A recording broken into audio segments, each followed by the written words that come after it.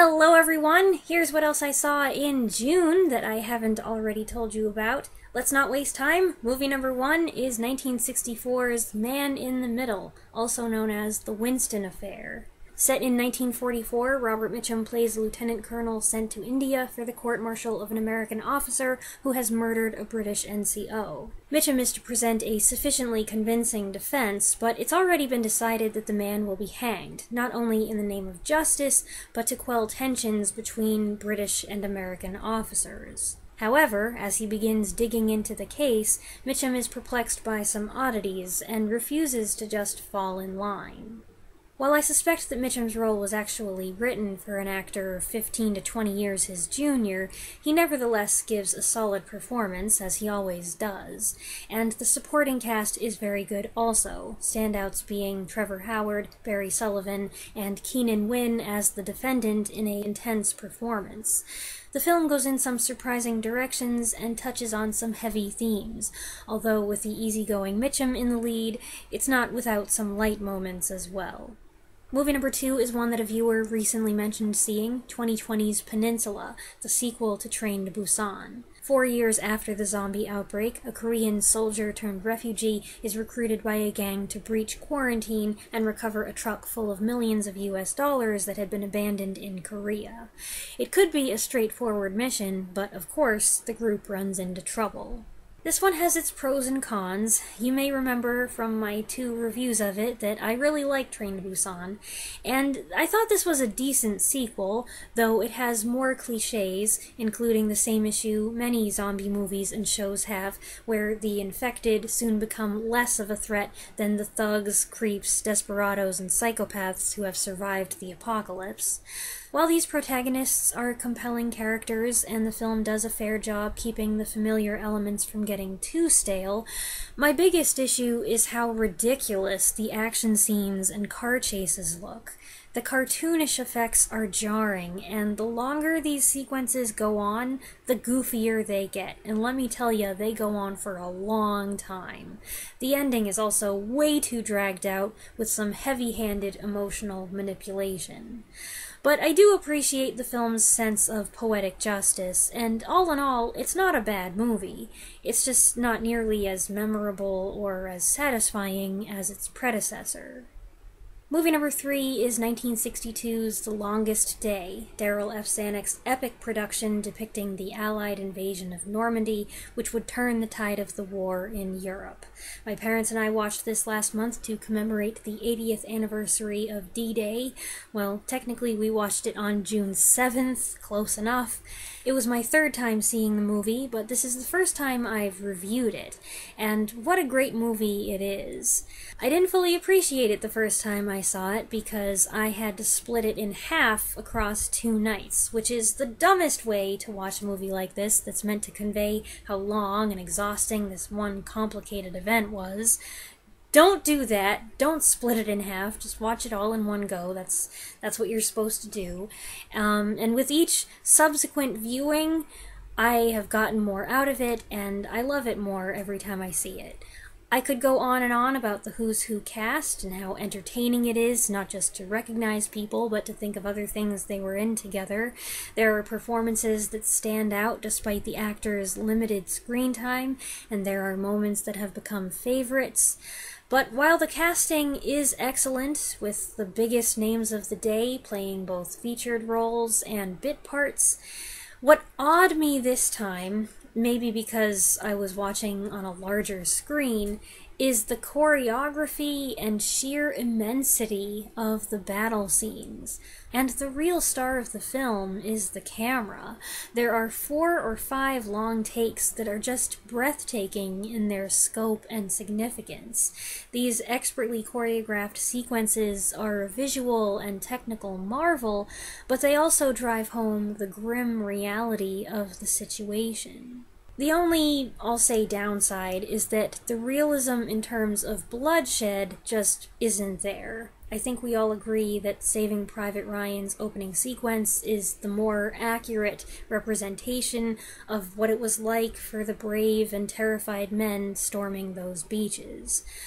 But I don't consider the lack of blood and guts here a flaw, per se, because it would have been impossible for this movie in 1962 to get away with the stuff that made Saving Private Ryan shocking even in 1998. I will say, though, that The Longest Day has some overdone deaths. I might even call them overacted instances where a person is hit and throws his arms out and then flops over. It's the one quibble I have, and I wouldn't even notice it, except it happens so many times. The thing is, that way of depicting a fatal gunshot wound isn't something we see much nowadays, so when it happens again and again here, someone who's not used to old war movies may find it almost comical, which is a shame. But hopefully anyone who is willing to sit down and watch a 3-hour-long movie about D-Day is already in the right mindset. And this film is still a powerful and effective portrayal of the events leading up to the invasion, the complexity of the operation itself, and the horrifying and strenuous circumstances these men went through.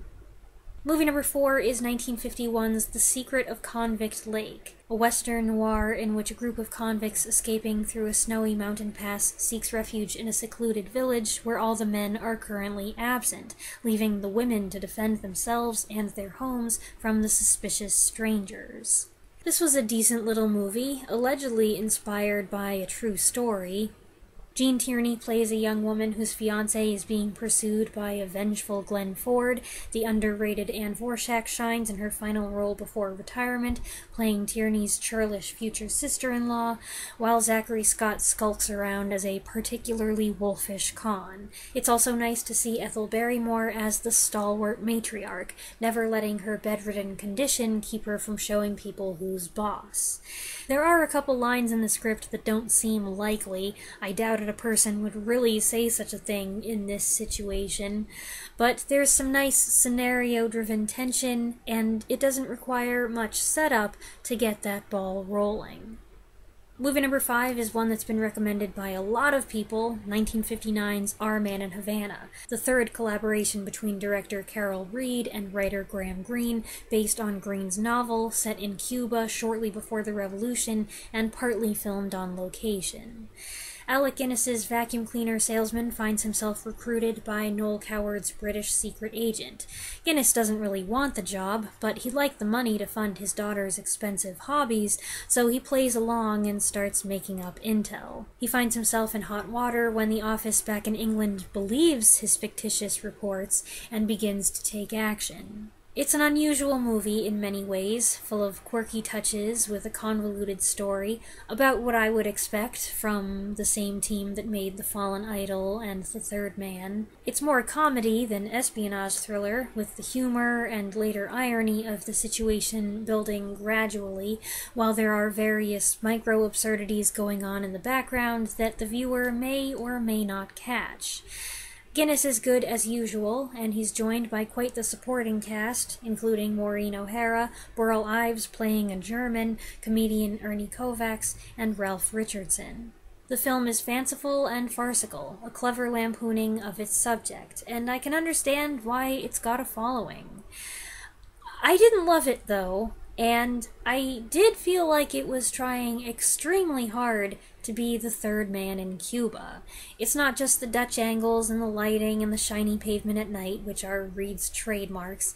There's the slightly similar protagonist, the similar usage of music, the gratuitous strippers, even a mention of bad penicillin. I'm not saying it's lazy or contrived or a rip-off, but I was very conscious of the similarities of the ingredients, and that made it seem like an effort to make lightning strike twice. Yet, for me, it lacked the key components that make The Third Man superlative. I love The Third Man, it's one of my favorite movies, but many of the things that I love about it are not here. So, if you're one of the people who was like, oh, you love The Third Man? Well, you gotta see this, you'll love this too. It doesn't really work that way. Sorry. Also, some of the dialogue and speeches were just strange. Several times I said to myself, did I miss something? Or did that really not make sense or have a point? And my parents felt the same way. It is an amusing film, and maybe on repeat viewings it gets funnier. You embrace the absurdity more, and it feels less like a copycat. I don't know. Maybe I'm just too fussy. Or maybe I wasn't really looking for a comedy. From one spy plot to another, movie number 6 is 1946's Cloak and Dagger. Gary Cooper plays a scientist working on the Manhattan Project who's recruited to go to Europe to make contact with another scientist believed to be helping the Germans develop an atomic bomb. This thriller was directed by Fritz Lang, one of his lesser-known works. It's got an engaging plot and a few interesting personalities. Though Cooper's novice spy is a fast learner, he still requires help from other agents, including Lily Palmer in her American film debut. There's good action, and it's a well-made picture all around, though Max Steiner's music is a bit intrusive at times. We almost didn't get to finish this movie. Halfway through, the DVD I'd rented from the library just stopped playing, and the machine started groaning at us, and it was very disappointing. But fortunately, I found the movie on YouTube, and it was actually much better quality. There is one scene where a record or a radio is playing in the background, and the video's audio has been replaced, probably because of a copyright strike. The new music is too loud and too 21st century, so it's disorienting, but it only lasts a minute or two, and then it's fine, and you can go back to enjoying what is a pretty suspenseful, but also at times romantic film. Movie number 7 is 1966's Duel at Diablo, a somewhat edgy western in which various individuals with personal conflicts get caught up in a battle between the cavalry and an Apache tribe. James Garner is looking for revenge, Sidney Poitier wants to get paid for his horses, and Bibi Anderson is a woman who was abducted by Apaches and then rescued, yet she is determined to return to her husband Dennis Weaver's shame. This was an okay movie. There were things I liked about it and things I didn't like. The action is exciting, but it tends to go on too long. The music is jaunty, but sometimes a little too out there, even a little corny. A few side characters are a bit stiff, but Garner is good and Poitier is really good. This is his first Western, but he fits right in, bringing a good helping of charisma to what would otherwise have been a rather desperate film. The cast also includes Bill Travers as a fiery cavalry officer, and good heavens, John Hoyt as the Apache chief. That's what the thing says. I never would have recognized him. On a side note, the version we watched on Prime before it expired had an odd aspect ratio, which means it was probably a cropped copy, and that may also explain why some shots were surprisingly blurry. At times the film looked fine, at others it didn't. Maybe Amazon's not the best place to watch it. When it looked good, though, it looked very good, and this didn't really take away from the film, which is surprising in its complexity and the way it challenges you to reevaluate your perspective of its characters.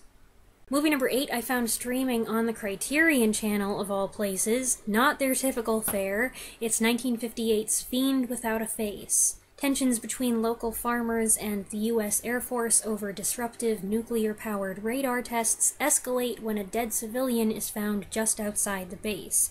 The military insists their tests are not to blame either for aberrant livestock behavior or the man's disturbing death, but when more bodies begin piling up, the residents take matters into their own hands. I went into this cold, no idea what it was about, hadn't seen any images, and that made for an extra fun experience, especially after a certain point. Marshall Thompson stars as a major, acting as liaison to the hostile townsfolk. I've seen him play more desperate or paranoid types before, so this slightly lighter character was a change. His leading lady is Kim Parker, and in a lesser role, I can't believe I recognized Terry Kilburn all grown up. He was in Goodbye Mr. Chips, and he played Tiny Tim in the 1938 Christmas Carol. I did like the film's somewhat fresh approach to the radioactive monster idea. It's invisible for a long time, which is a smart move if you're working on a small budget. But when you do see it, it's pretty hilarious what they decided to go with. The explanation is totally preposterous, and the effects are, well, they're actually kind of cool, but more funny than scary. I do appreciate how creative the crew got, and the film's climax is therefore quite enjoyable, thanks to this, we'll say, artistic turn. Movie number 9 is 1984's The Last Starfighter. Lance Guest stars as Alex Rogan, a young guy who hopes to leave his trailer park home and make something of himself. When he gets a record-breaking score in the Starfighter arcade game, he's contacted by the game's developer, a member of an alien race in dire need of pilots, to help them win a galactic war. This wasn't really my jam, and it wasn't my mom's jam either. She was into it even less than I was. It's okay, and I figure if you were a boy between the ages of, I don't know, 2 and 20 when it came out, then you probably dig it, especially if you were also really into Star Wars and other 80s fantasy adventures with boys or teenage guys as the protagonists, and if you loved playing Atari games. None of that describes me. None of it describes anybody in my family, so this wasn't really up my alley. It was fun to see Robert Preston as Centauri, the game creator. Nice to see him in a different role like this, and so late in his career. Of course, he's pretty much the same as he often is. Once the Music Man, always the Music Man. I think he's riffing on that iconic role on purpose. Catherine Mary Stewart plays Alex's girlfriend, and Dan O'Herlihy plays his reptilian friend, and it's amazing how much of his real face comes through the heavy makeup. The movie does have some decent creature masks. There are comical bits, like some of Alex's relatable reactions. The very John Williams-y music score is vibrant, and the stuff with the Beta unit is fun, including the very creepy shot of it forming in the bed. But the bad guy is absurd. I found the space battle boring, and some of the effects, especially inside the tunnel or the cave, haven't aged too well. Probably would look much better played on a VHS tape. Surprisingly, this was directed by Nick Castle, who's most famous for playing Michael Myers in the original 1978 Halloween, and also the last 3 films in the franchise. Movie number 10 is 2022's Prey, set in the early 1700s in the northern Great Plains, where a Comanche girl skilled at tracking and healing wants to prove that she can hunt as well as the men. Opportunity comes with the arrival of a being more powerful and more advanced than any beast or human around. If you've seen my last 3 What Else I Saw videos, then you know I've been building up to this. I watched Predator, Predator 2, and Predators. I skipped The Predator since it never interested me, and all I've ever heard is how bad it is. Life is too short to waste time watching movies that everybody just says are horrible and a complete waste of time. So I made that decision back when I started this whole thing. It is not necessary to have seen the older films before you watch Prey, and I knew that when I started. I just wanted to, and this was a good incentive. When Prey was released, it received high praise, and thank goodness, I concur with the general consensus that it's a solid film. Can you imagine if after all this I ended up not liking it? Amber Midthunder does a good job, and Naru is a well-written heroine. She has to fail many times before she's able to take on an adversary many times her size and strength. The Predator, played by former basketball player Dane DeLiegro, is more meaty and muscular with an exceptionally ugly mask. With Predator and Predator 2, I had no problem including pictures of the Predator with his mask on, but I avoided showing pictures with the mask off. Predators and Prey, I feel like I don't want to show any pictures of the Predator at all because it's just too scary. I've got people watching these videos who would never watch these movies at all because they're horror movies, they're gory, they've got violence, and I absolutely respect that. And I don't necessarily like looking at the pictures myself. This is tricky. I definitely prefer the older style masks that were much tamer. Something that's cool about this franchise is that it has a lot of possibilities and a lot of room to grow, and I love the idea of setting the story in the past, showing a predator move up the food chain, so to speak, and pitting him against the famously fierce warriors of the Comanche Nation. It makes you wonder how things might play out if you put the predator in other time periods, against other people, especially in the past, not so much in the future, because then that's just any futuristic science fiction creature feature, but in the past, the possibilities are endless. Kind of. It might get repetitive, so I don't know. Prey has some really appealing visuals and a fitting score. There are a couple nods to the older films, but not too many and not ham-fisted. The Blu-ray I watched does give you the option to watch a version with all the dialogue in Comanche. I passed on that and just went with the original English version that I think most people saw, which still has a lot of Comanche in it. But I appreciate that they went all out, so you can immerse yourself in the setting if you want to be hardcore. Just don't watch it like that for bragging rights, because that's obnoxious. Each of the other movies had parts I liked and parts I hated. The only thing I didn't like here was the stuff with the snake, because I hate snakes. And oh wow, there was the one scene with the snake, and then there was the after scene with the snake, which was just like, ah! My only nitpick is that some of the animals in motion look a bit wonky. Standing still, the CGI is fine, but whenever they start running, they kind of cross into the uncanny valley. I did notice motion capture mentioned in the credits. If they used mocap for the animals, that would explain the weird anthropomorphic quality, especially on the rabbit's face. There was a split second there where I felt like I was watching a live-action Watership Down. The bear fight was cool, though, and like I said, that was the only thing that stood out to me. That, and I wondered if the Comanche really did do baseball slides and kick off of trees.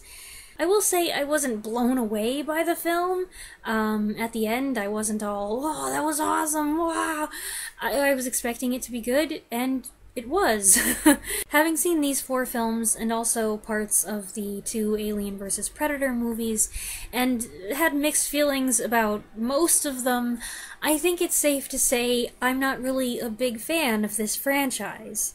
But I was satisfied with this entry, and if they make a sequel, which it sounds like they will, I look forward to it.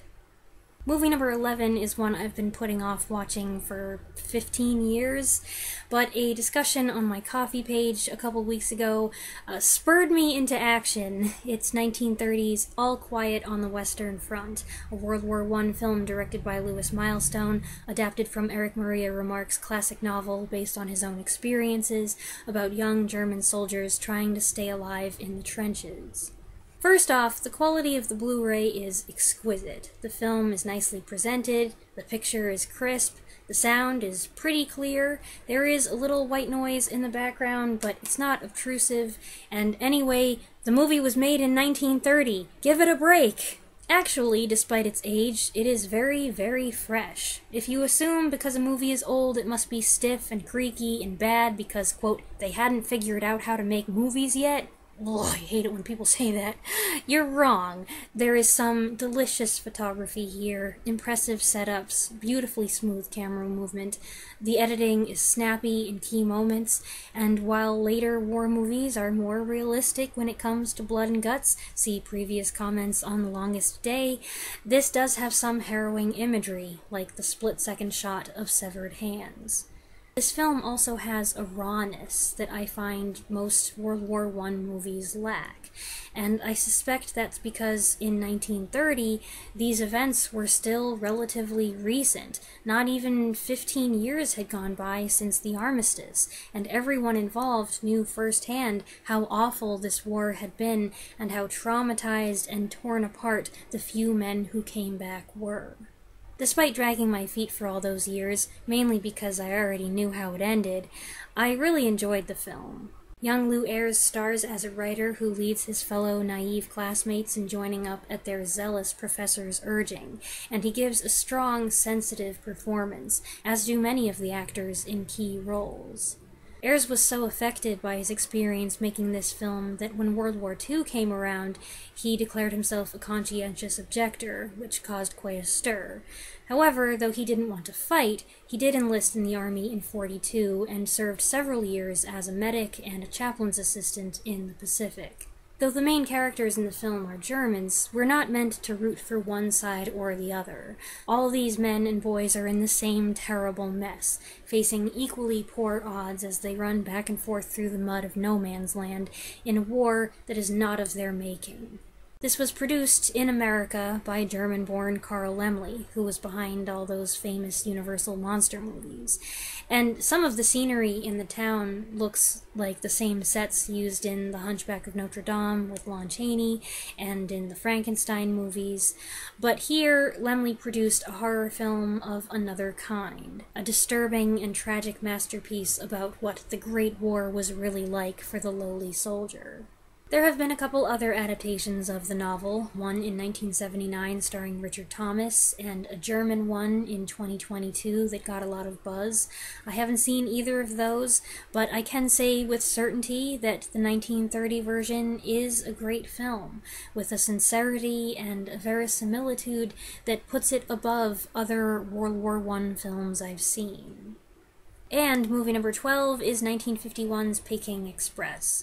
Joseph Cotten plays a doctor from the World Health Organization en route from Shanghai to Peking when the train is stopped by bandits who take its passengers hostage.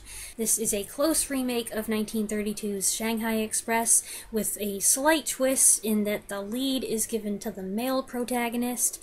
The sultry chanteuse is still the central character, but Corinne Calvet is no Marlene Dietrich, and there's no Josef von Sternberg around to photograph her. I did a little reading on Corinne Calvet, I think it's Calvet and not Calvet, a couple months ago after seeing her in Rope of Sand. Her career in Hollywood never really took off the way it was expected to, and having seen her in 2 movies now, I can't say I'm surprised. Her performance here is very predictable. She's very pretty, but I don't think she was a strong actress, and the way she talks is irritating. And I don't just mean the accent. Co-stars include Edmund Gwenn as a perturbed Catholic priest, Benson Fong as a zealot spouting communist propaganda, and playing the villain, Marvin Miller, who was not Asian, and who's most famous for voicing Robbie the Robot in Forbidden Planet. I don't know, for some reason, this film didn't make a strong impression on me. It's competent, it's tense, my guy Joseph Cotten is good as always, and there's some exciting action at the end, but I never became fully engaged, and afterward, I felt indifferent. Alright everybody, that's what else I saw in June. I hope you enjoyed this video. You can find a list of the films and where/how I watched them in the description. I would love to hear your thoughts on anything that I talked about here, so go ahead and share if you like in the comments below, and I'll see you next week with a new video. Thanks for watching.